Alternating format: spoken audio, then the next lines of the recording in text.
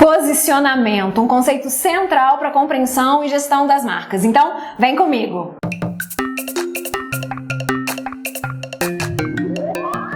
Oi gente, tudo bem com vocês? Eu não sei se esse é o primeiro contato que você está tendo aqui com o canal. Eu sou a professora Julena Normando, eu ensino publicidade e propaganda. Nesse canal estamos eu e a Cinderela Fofolete, que existe para lembrar vocês de que é para estudar. Então a gente vai falar hoje de um conceito importante, que é posicionamento, mas não é suficiente. Eu preciso que vocês busquem outras referências para estudar esse assunto, tá bom?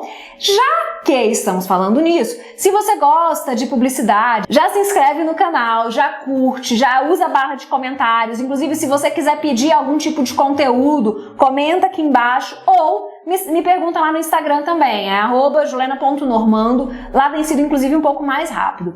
Mas hoje vamos falar de posicionamento de marca. Este aqui é o 5º vídeo sobre marca aqui do canal, existe uma playlist, e aí se você tá chegando nele agora, eu sugiro que assista tudo. É a hora da gente falar do DNA da marca, do seu posicionamento.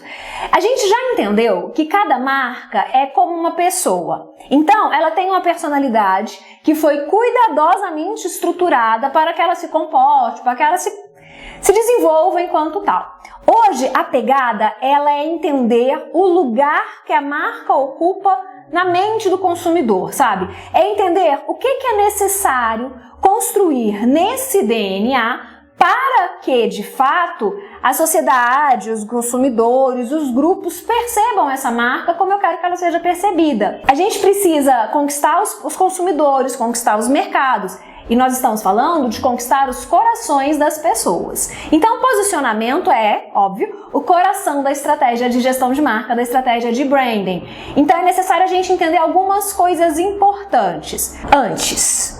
Como assim? A gente precisa entender o mercado e a gente precisa entender os consumidores com quem a gente está falando, a quem a gente quer encantar, para perceber o que é importante para esse pessoal, sabe? Para construir aquela marca incrível, maravilhosa, aquela marca referência naquele segmento, é disso que a gente está falando hoje. Para começar então, já vamos definir posicionamento. O posicionamento é a síntese da concepção estratégica da marca, a criação e o desenvolvimento dos diferenciais competitivos perfeitamente percebidos pela sociedade e pelos consumidores. Essa é a definição de Strunk. Tá, diferenciais competitivos percebidos pela sociedade e pelos consumidores. Como assim? É algo que seja diferente. Então, agregue valor na sua marca. Então, a sua marca ela vai na frente de outras, então ela compete bem nesse mercado. E não apenas isso, as pessoas percebem esse plus, percebem esse incremento, percebem esse a mais e pagam por ele. É basicamente isso. Então, quando a gente for falar de competitividade, é isso de sair na frente, de construir algo para o qual as pessoas paguem e você vai adiante. Posicionar requer, então, ter claros quais são os valores da marca, tá? Então, a gente tem que entender, assim, diante de diversas situações, o consumidor ele tem que identificar a sua marca e se identificar na sua marca. A gente consome muito por projeção, né? Então, falar em posicionamento é falar de valores de marca. Só que não vai dar para falar disso nesse vídeo, porque é muita coisa, vocês vão se cansar. Então, o próximo, prometo, vai ser de valores de marca. Este agora vai ser meio que... Gente, o cabelo de quarentena não tá rolando, então se eu tiver com a cara de espantalho, vocês vão desculpando. Esse agora é para falar meio que a teoria clássica do posicionamento, tá? Vou atrás de outros autores, vou tentar explicar para vocês. E aí, mais pra frente, em outros materiais, eu trago uma atualizada nisso. Hoje a gente vai ver o basicão do clássico sobre posicionamento. A gente vai entender então do que se trata o posicionamento, como ele pode ser feito, para que serve, como que se mantém um posicionamento. Essa é a ideia do vídeo de hoje. O objetivo é entender assim, explicar para vocês o que é e para que serve. Isso feito tá ótimo. E aí uma explicação trazida por Keller e Machado, que são autores que eu gosto de usar para esse inicial de marca, é que decidir sobre posicionamento requer determinar a estrutura de referência, identificando o mercado-alvo e a natureza da sua concorrência, e as associações de marca ideais. O que seriam isso? Aqueles pontos de paridade e pontos de diferença que as marcas têm no mercado. Eu vou falar um pouquinho mais pra frente, segura aí. A gente vai ter que decidir quem é o público-alvo, quem são os meus principais concorrentes, é importantíssimo olhar para fora, de que modo a marca é semelhante a esses concorrentes e de que modo a marca é diferente desse pessoal. Então, às vezes, essas perguntas são feitas e respondidas pelo departamento de marketing que criou a marca, às vezes isso não está muito amadurecido. Então, se você é da área da publicidade, você também tem que ficar atento para dar conta dessa compreensão e da resposta a esses questionamentos. Quem é o meu público-alvo? Assim, com quem eu tô falando? Então, antes da internet possibilitar que a gente tivesse acesso realmente aos consumidores individualmente, a gente trabalhava com a ideia de público-alvo, bem grandão assim, né? Muito amplo. E a gente já falou disso em vários outros vídeos.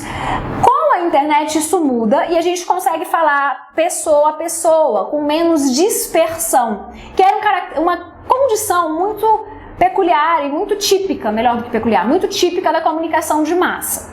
Se você está chegando agora no canal, se você não viu nada ainda sobre esse rolê, assista por favor os outros vídeos. Mas na época pré-internet, do mundo offline mesmo, então era da comunicação de massa, e aí entendam que quando eu falo de internet, é a internet mobile, é quando ela vem pro celular, tá bom?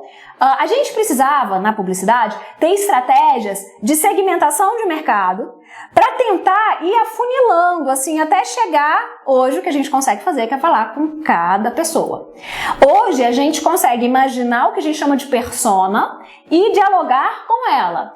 Aquela figura fictícia, sabe, que a gente constrói para representar o que seria o nosso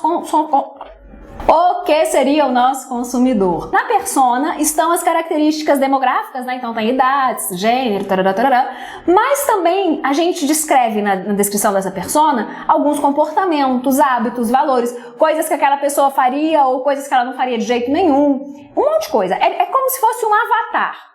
Um avatar mesmo de com quem a gente vai se comunicar, o cliente ideal para essa marca. Entendida a persona, vamos entender então o mercado, os concorrentes, tá? E aí eu tenho que olhar mesmo quem tá no rolê comigo. Eu vou ter que entender quem são esses meus concorrentes, o que eles oferecem para essas mesmas personas, a que custo, sob que condição. Então eu vou ter que realmente compreender quem está competindo comigo, sabe? Por que as pessoas compram dele? Entendendo isso, eu consigo ajustar, propor algum tipo, comprem de mim, prefiram a mim, topem a minha proposta, algo que seja relevante para esse público que eu quero atingir. Então, persona ok, concorrência ok. Não ouça isso no outro vídeo.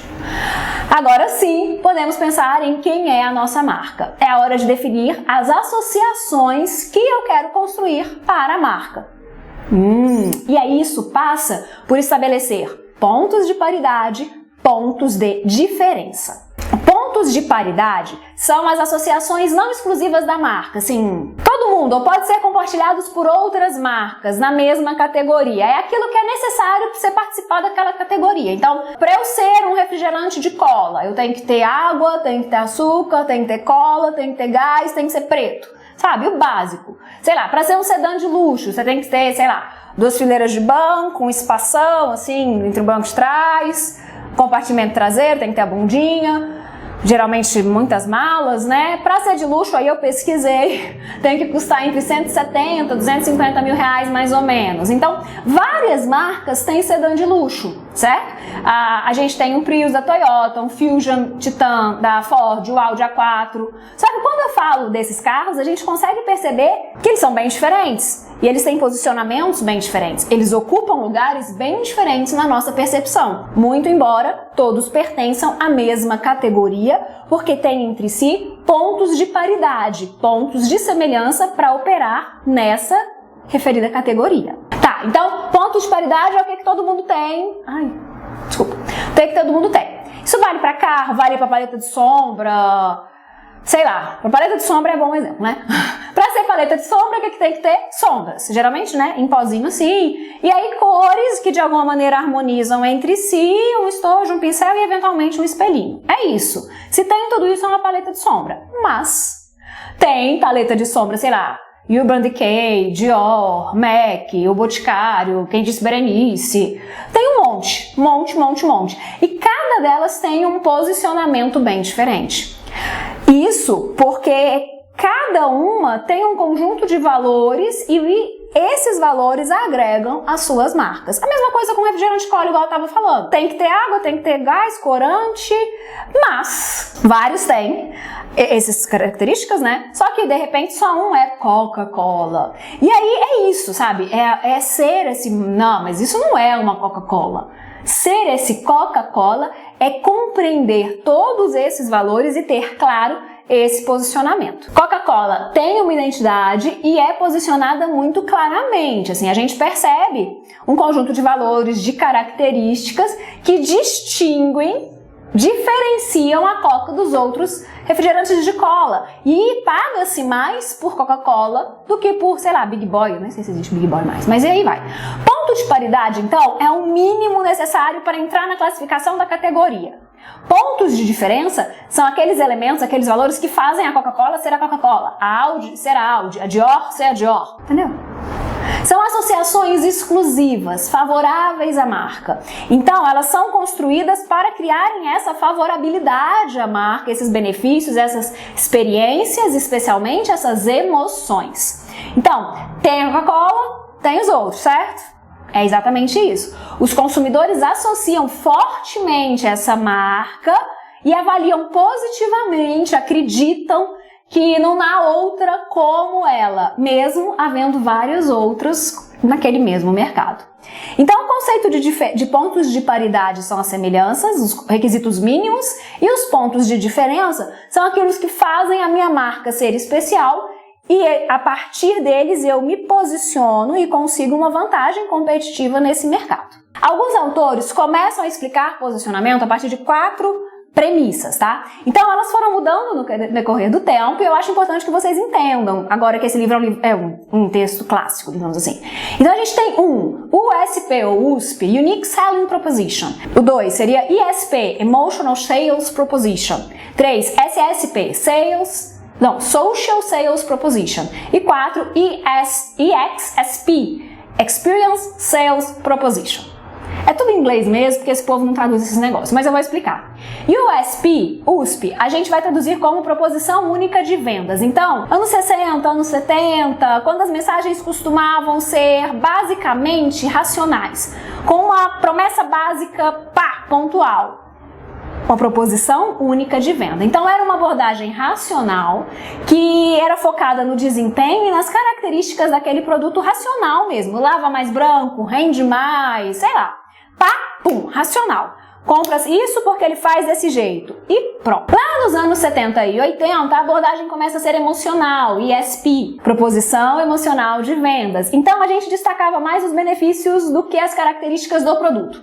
Então era mais o que ele faz bem para você, né? Final dos anos 90, momento da virada do século e tal, a Saatchi, que é uma agência, percebendo a importância de as empresas estarem engajadas, sabe, em atividades sociais, ambientais, elas propuseram uma terceira abordagem, vamos falar assim, denominada proposição da venda social, ou Social Sales Proposition. O que era isso? Era compreender que as marcas existem para melhorar o mundo, que hoje a gente chama de engajamento.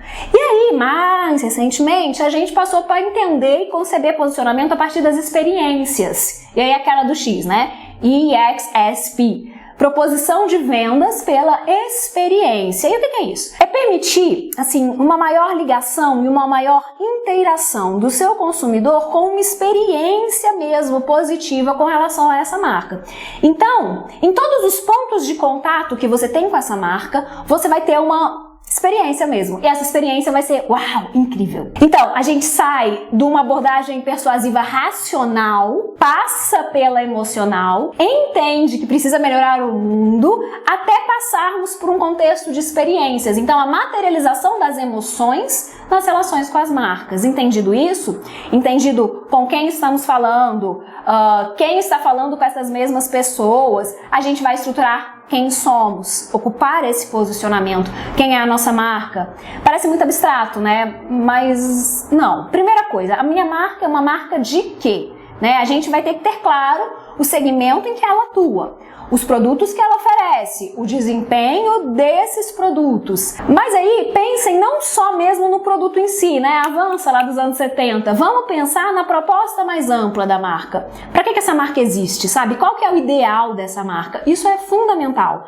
É isso que vai gerar um engajamento, a marca vai fazer alguma coisa pelo mundo e vai trabalhar com a experiência e as emoções das pessoas. E aí tem alguns critérios pra gente pensar nisso, tá? Tem a ver com atratividade, isso é relevante, isso é distintivo, a gente vai ter credibilidade propondo isso. Além da atratividade, a gente precisa também entregar o que se promete, óbvio, né? Então a gente tem que pensar em viabilidade, em comunicabilidade, em sustentabilidade financeira e ambiental. Não adianta nada eu me posicionar como algo que na prática eu não vou dar conta de ser. Isso é muito sério. Nem eu me posicionar com uma ideia muito massa que eu nunca vou contar para os outros, eu nunca vou conseguir fazer isso acontecer, sabe? Aí não vale, porque aí não vai ser feito dessa forma. Para fechar então, estabelecer posicionamento é ocupar um lugar na mente dos consumidores, um lugar claro e relevante que as pessoas e a sociedade concebem para a sua marca.